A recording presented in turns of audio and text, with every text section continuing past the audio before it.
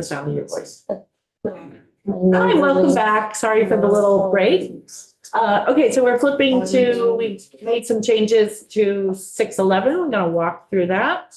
Have any committee discussion A on couple, I that? think you're hearing from some other witnesses. Yeah, and we have some other witnesses. Right, so it's a work in progress. All right. Again, Jen Carvey, Office of Legislative Counsel. So this is, it's currently drafted as a strike all amendment, although the changes so far are fairly minimal. There is a new section 2 on page, starting on page 6. That amends a statute that was enacted based on work in this committee last year. So people who were on the committee may remember that you did a lot of work, and we talked about this a little bit when we walked through the acts from last year. This is from Act 55 around 340B entities that are allowed under federal law to use the 340B drug discount program pricing for prescription drugs. And there are several things that were in there that prohibited 340B or drug manufacturers from discriminating against 340B covered entities and the contract pharmacists that they worked on. Oh, I don't have it on the screen, do I? I'm looking at it. We were reading it thinking, he doesn't know it's not on the screen. Thank you. Nope, that was great. All right, here's the language. So on page 6, section 2, and this would strike there were 4 subsections. This would strike the last subsection, which says a manufacturer or its agent shall offer or otherwise make available 340B drug pricing to a 340B covered entity or its contract pharmacy in the form of a discount at the time of purchase, and shall not offer or otherwise make available 340B drug pricing in the form of a rebate. So some of you may know there is litigation ongoing on actually all of the 340B provisions that you enacted last year. This is for the most part, the rest of the sections seem to have been upheld by courts.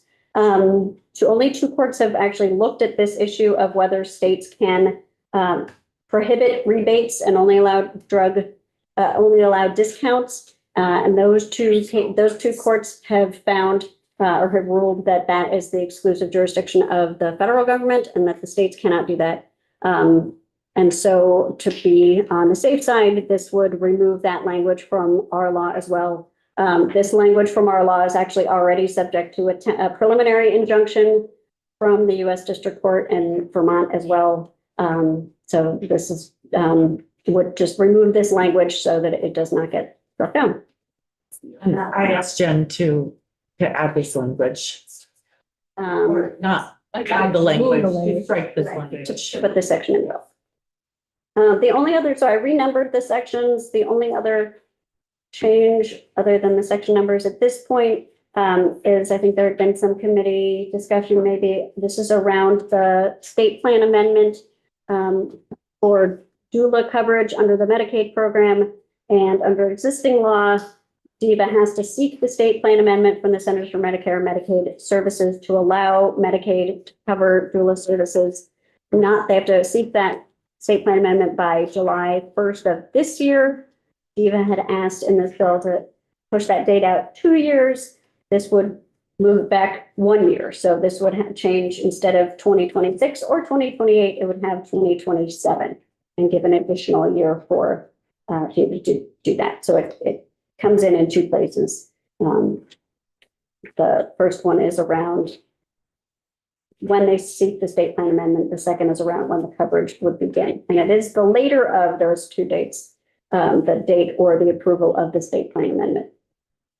So it would not start before July 1st, 2027, even if they sought the state plan amendment tomorrow. So you could, if you wanted, leave that second date alone, and it would just be the later of the 2, but that may create some false expectations around when coverage would start. We originally made it 26 last year. They asked for 28, and we put in 27, and we're going to hear from Ashley Berliner at DVHA, particularly regarding this. And unless there's any other questions from Jen, for Jen. Okay. Thank you. Ashley, thanks for joining us, especially at the last minute. We really appreciate you flexing. Happy to. For the record, I'm Ashley Berliner, Director of Medicaid Policy for the Agency of Human Services. Can you hear me all right? Yes. Yep, you're great. So go ahead. We just wanted you sort of to speak about the section 7. You know, kind of get your read on whether or not you think this is achievable and what needs to happen in the meantime while you're trying to figure this out. When I say you're, I don't mean you personally, but you know. Absolutely. So we think that July 2027 is achievable. We need time between now and then to get our state plan amendment drafted, submitted, and approved by the Centers for Medicare and Medicaid Services. We also need to do some not modest IT work to create doulas as a provider, get all the billing and rate setting done and set up in our Medicaid Management Information System, or MMIS. We generally go out a year from whenever we're like turning on a new benefit or adding a new provider type. So July 2026 or 2027 feels like a realistic date for us. Okay. I think in previous testimony, there had been like maybe some concerns around the certification or licensure. Is that something that you think that Diva will be able to reconcile with, and that'll make a strong case for this, for the state plan amendment? So my understanding is that there's been some movement in the past week around what the doula advocacy is really looking for and hoping for related to a Medicaid benefit. I think previously AHS and DIVA had been concerned about having doulas providing doula services without a touch point to clinicians. My understanding now is that they are comfortable having a referring provider make sure that that is something that is happening before doula services are provided. And if that's the case, then I feel a lot better about being able to get that in front of CMS and get it approved. It satisfies not all, but a lot of our concerns around just program integrity and making sure that we are ensuring high quality services for the Medicaid population. Thank you. And that's so important. And I appreciate all the work that everyone has done on this. There's any questions for Ashley? Okay. Any concerns from the date change from anyone? Just opening up for. That was a nice compromise. It's easy when you've got 1 year, another year, and there's one right in between. It's like, there we go. Watch out, we're gonna start proposing everything be 2 years out now. Don't push your luck. I can make it like 6 months. And there's also elections every 2 years, so.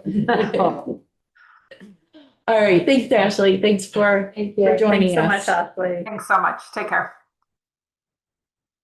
All right. Is Emma with us on Zoom? Oh, okay. Hi, I am here. Hi, Emma. How are you? Good. I see Mike Fisher moving to Yes. the front of the table as well. Maybe I'll just sit for a second and I'll let you share the screen. Does that work? Yeah, that sounds great. Sure. And let me just introduce it and I'm going to give it to Emma to do the details.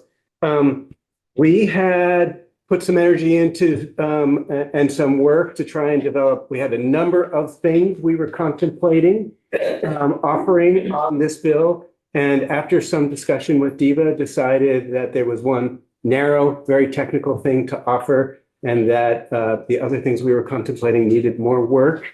And we will continue to work with Diva on those things. And so, Emma, I'm glad you can make it. Go ahead.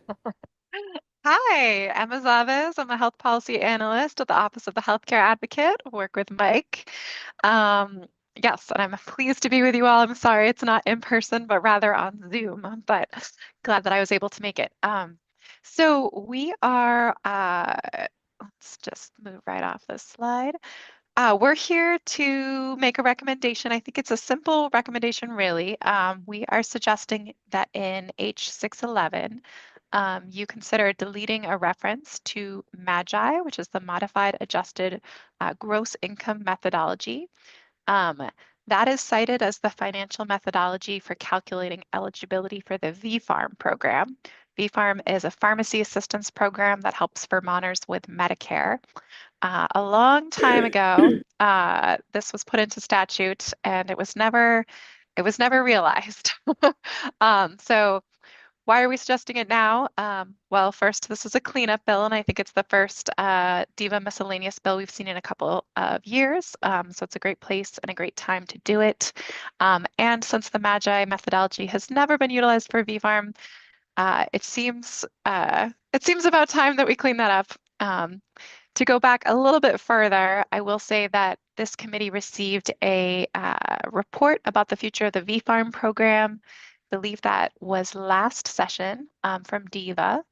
And this was one of the notes in the report was that the VFARM financial methodology in statute has been sort of off base for what it actually evolved as a program. And fixing this is a good first step sort of in beginning to contemplate the future of the VFARM program.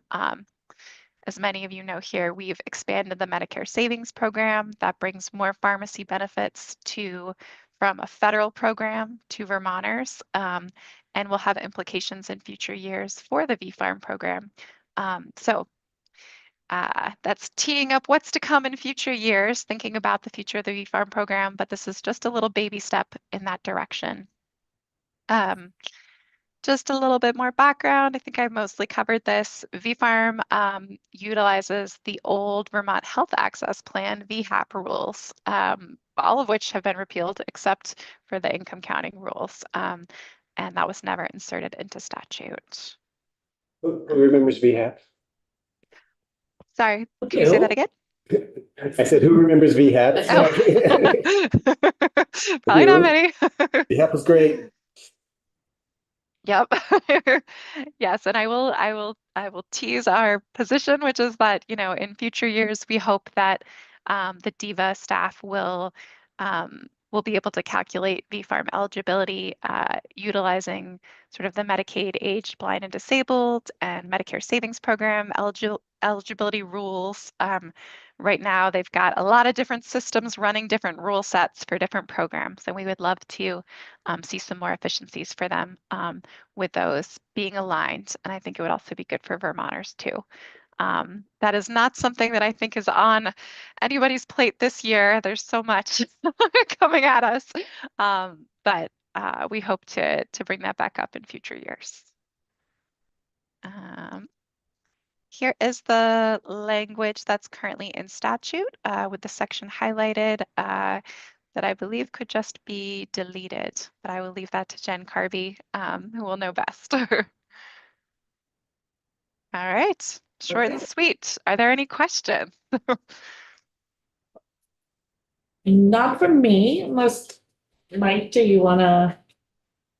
I think, On this? no, I think that's it. It's truly technical, and I think DIVA, we have coordinated our efforts with DIVA here, so it might be good to hear. I was going to ask, can you speak in? I'm happy to. Yeah. Record Alex McCacken, Director of Communications and Legislative Affairs for the Department of Vermont Health Access.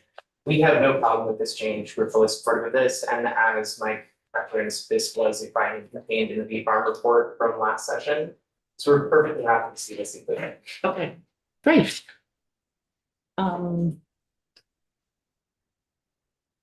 Should we take a break?